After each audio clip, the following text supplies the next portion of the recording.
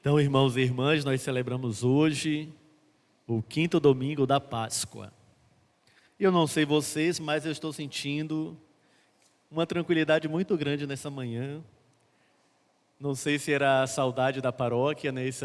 Essa semana fora. E agora aqui encontro com vocês, está tudo assim tão tranquilo. Poderia ficar aqui a manhã inteira com vocês cantando, escutando Patrícia e o pessoal cantar e louvar ao Senhor. Porém, espero que esse sentimento possa ir nos acompanhando durante esta semana, porque penso que a palavra de Deus, neste quinto domingo da Páscoa, nos convida a pensar um pouco sobre a nossa confiança, né?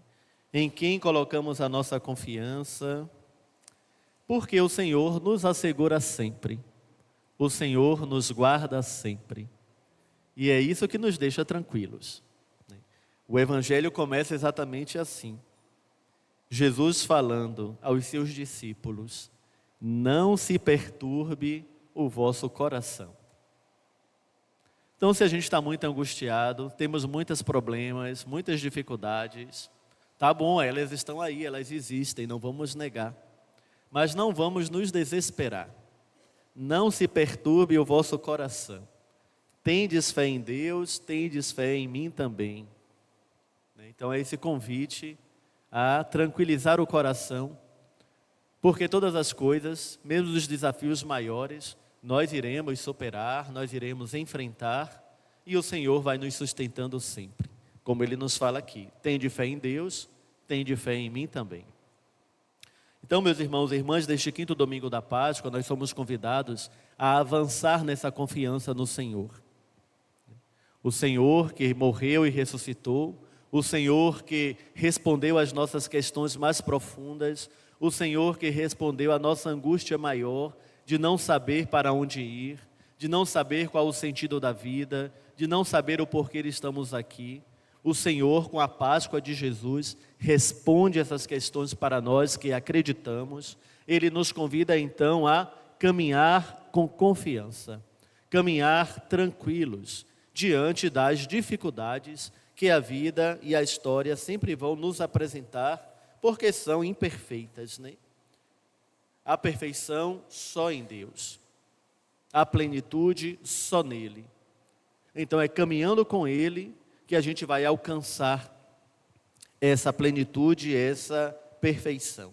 Então, nesse quinto domingo, Jesus se revela para nós quem Ele é. Ainda, né? Ele diz que eu sou o caminho, a verdade e a vida. Esse evangelho, na verdade, nos ajuda muito no período em que nós vivemos o luto, né? Hoje celebramos aqui vários sétimos dias, né? E certamente vocês estão marcados pela dor da separação, né? Pelo sofrimento que a morte nos causa. Mas Jesus diz aqui, né? Eu sou o caminho, a verdade e a vida. Não se perturbe o coração de vocês, acreditem em mim. Então é essa palavra que nos conforta, saber que por Ele, passando por Ele, todos nós nos encontraremos em Deus, e Ele mesmo nos diz: eu e o Pai somos um. Então estar com Jesus é estar com Deus, deixar-se caminhar por Ele, passar por Ele, é fazer o caminho da experiência e do encontro profundo com o Senhor. Então é o que o Evangelho de hoje nos convida nesse quinto domingo do tempo da Páscoa. Outros elementos da liturgia nos são muito interessantes da palavra de Deus hoje. Primeiro, e até já deixo para vocês aí como uma tarefa de casa, né, um deverzinho de casa, é ler essa carta de São Pedro, que é uma carta pequenininha, mas que nos traz um bem muito grande, porque nos ajuda como posso dizer assim, a bem perceber, a bem clarear a nossa identidade enquanto cristãos, enquanto igreja. Vocês escutaram na segunda leitura de hoje que ele nos compara como que pedras, né? Como que pedras que formam uma construção, né? E essas pedras que foram escolhidas por Jesus.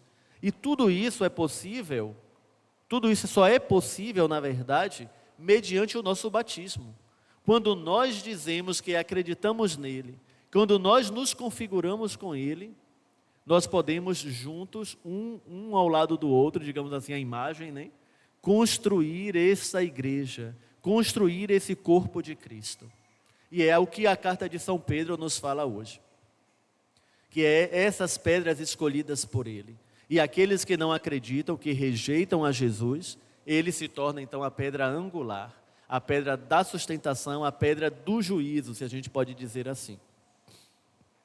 Então, uma tarefinha, nesse 5º domingo da Páscoa, ler essa pequena cartinha, né, esse bilhete de São Pedro, para recuperar essa consciência da nossa identidade, que nós formamos o corpo dele, nós somos a igreja dele. E só é possível isso mediante a fé em Jesus Cristo. Só é possível isso mediante o caminho que ele é. Só é possível isso mediante a vida que ele nos oferece na sua vida. Então, meus irmãos e irmãs, vocês podem perceber como a liturgia da palavra vai nos ajudando, nesse 5º domingo, a ir dando um passo enquanto igreja. Nós vamos formando a igreja de Cristo, vai nascendo nessa Páscoa, vai nascendo nesse tempo pascal. E a gente vai vendo como a igreja de Cristo vai se expandindo. Também falamos que, por exemplo, a missão ela vai se manifestando, né, nesse tempo pascal. Se vocês fizeram um pouco de atenção durante a semana, a liturgia da palavra, foi mostrando como a igreja de Jesus foi atingindo outros lugares por conta das perseguições. Né? Como a igreja saiu de Jerusalém, foi para Chipre, foi para os gregos, porque eram perseguidos os cristãos. Os judeus perseguiam os cristãos, eles fugiam, e onde chegavam, e aí a palavra de Deus chegou aos pagãos, né? Quer dizer, chegou aos outros povos que não eram da aliança. E aí a gente vai vendo como a igreja de Jesus Cristo vai crescendo e vai se expandindo nesse tempo pascal. E aí a liturgia da palavra sempre vai nos ajudar a redescobrir essa nossa identidade que às vezes a gente vai esquecendo, porque é tanta coisa na vida da gente, tantas preocupações, tantas atividades, que a gente vai esquecendo que nós somos o corpo de Cristo. E esse corpo nasceu da sua ressurreição, como a gente viu ali na palavra de Deus hoje de maneira geral, porque na primeira leitura que a gente viu dos Atos dos Apóstolos, que também seria um outro texto muito bom para a gente ler durante todo esse tempo pascal.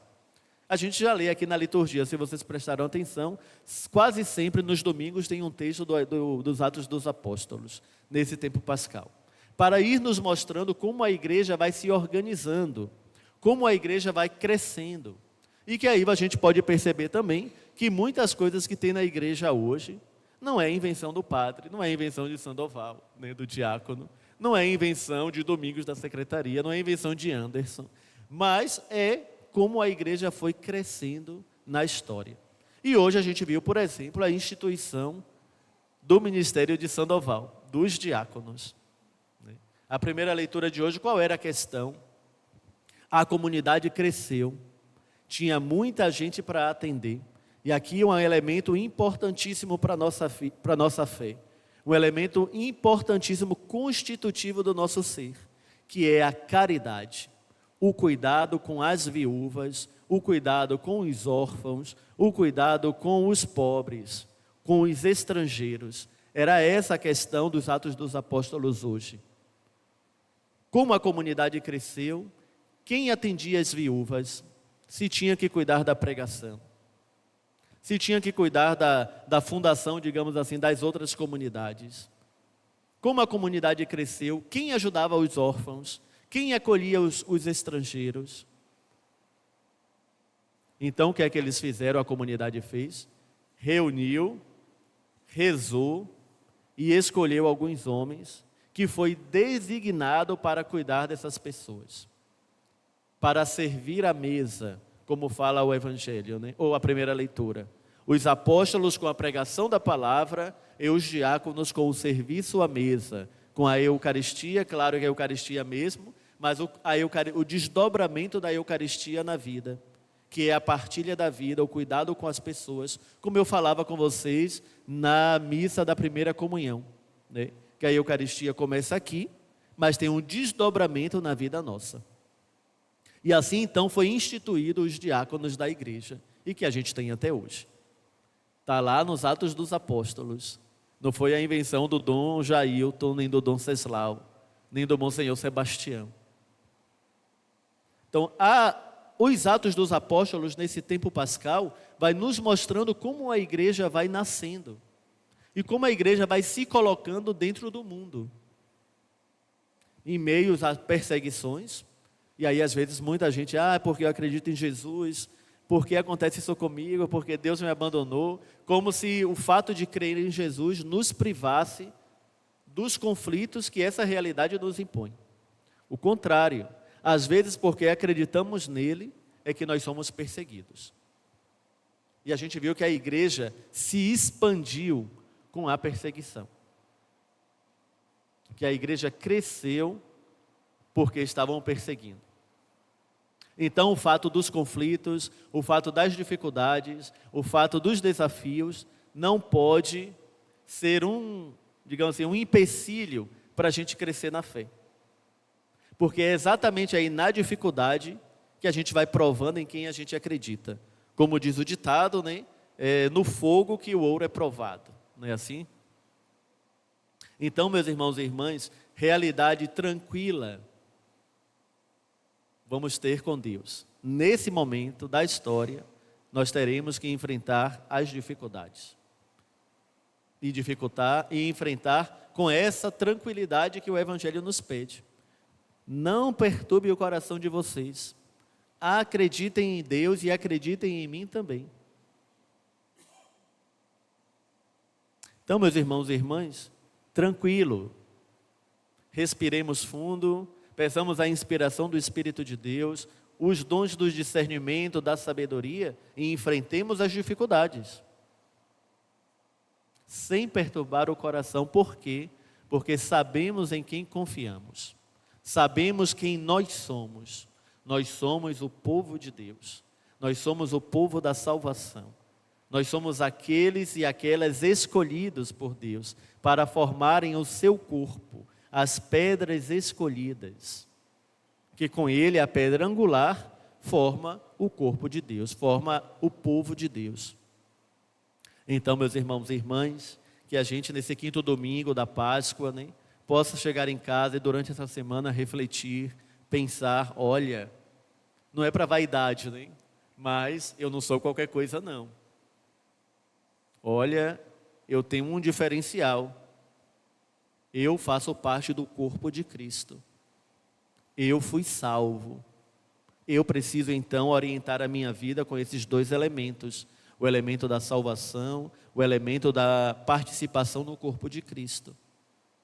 E isso vai então transformando a realidade. É na transformação da minha vida, quando eu tomo consciência dessa realidade, ou como diz os irmãos da renovação carismática, né? Quando eu tomo posse desta realidade, eu vou então mudando o meu jeito de viver. Mudando o meu jeito de viver, consequentemente, aqueles que estão ao meu lado também serão provocados em alguma coisa. E aí, consequentemente, as coisas vão acontecendo. Por isso que a missão é de todo mundo. Por isso que a missão é de todo batizado. Porque é aí, no nosso lugar, onde a gente está, que nós somos chamados a dar esse testemunho de serenidade diante das dificuldades, porque sabemos em quem acreditamos. Porque escutamos também um dia, não perturbe o coração de vocês. Venham por mim, que eu sou o caminho, a verdade e a vida, e quem passa por mim, encontra Deus, porque eu e o Pai somos um. E aí também tem um outro elemento da nossa missão, que é o elemento da busca da comunhão, a busca da unidade. Também nesse tempo pascal, a igreja celebra a oração, a semana de oração, pela unidade dos cristãos.